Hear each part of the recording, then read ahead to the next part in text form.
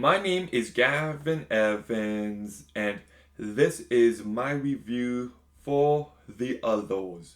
And this review will have spoilers, so if you haven't seen it, go and watch it immediately and then come back and watch my review. But this movie reminds me of The Skeleton Key because for the first 90% of this movie, it's good. It's well acted, it's well shot, it has a nice atmosphere, but it's nothing great. But then we get to the last 10%, and it is so brilliant and it recontextualizes the entire movie, and now you just view everything through a different lens. The movie is more emotional than you thought. The movie is smarter than you thought. And now the movie as a whole is just fucking phenomenal. And that is the case with this movie. This was my first time rewatching it, and it was like watching a completely different movie. And I mean that in the best way possible. But let's begin by talking about the performances. And Nicole Kidman is a fantastic actress. She has given so many great performances, and I think this is one of her best. Like, she carries this movie so incredibly well, and she just sells you on everything that she needed to. When she's sad, you buy it. When she's mad, you buy it. And she's just always believable. But I also want to talk about Alekina Mann, who plays the daughter, because I think this is one of the best child performances. Like, this character has a bit of an attitude. She can be difficult, but she does such a great job here.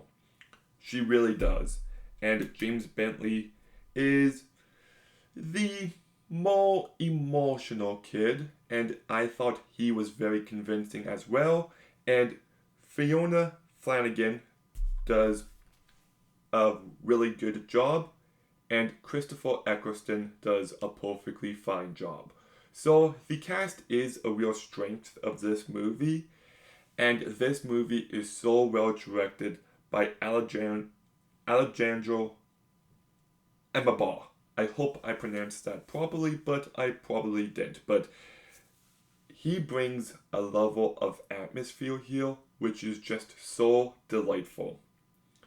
Like the fact that the kids are allergic to sunlight, so they have to walk around in this house in the dark using candlelight just makes for a beautiful looking movie. And the fact that it's constantly foggy outside also adds some nice atmosphere. So, this movie, when it comes to the look of it, is just perfection. I thought the house was a great setting. And this movie does have a few spooky moments. It's never terrifying, but it can be unnerving in moments. But more than anything else, this movie is just sad. Like, this movie is about a family that suffered from the father, the husband, going off to war. And we've seen plenty of war movies that show you that war is bad while being very on the nose about it. But this movie shows you a different perspective about the family that gets left behind, that's terrified and worried about their loved one maybe never coming back and just never getting the answers you want about him. And it's a movie about how loneliness and fear and grief can bring out the worst in us, and it's just a devastating movie. And what I love so much about the ending is that you get the twist that the three people are dead. And it's like, okay, twist one. But then you get another twist where it turns out Nicole Kidman and her kids are dead as well. And then you find out that Nicole Kidman killed her kids and then herself. And each new reveal just brings a new level of depth to everything going on. That this was a mother-driven mad. And it's just so horrific and so devastating.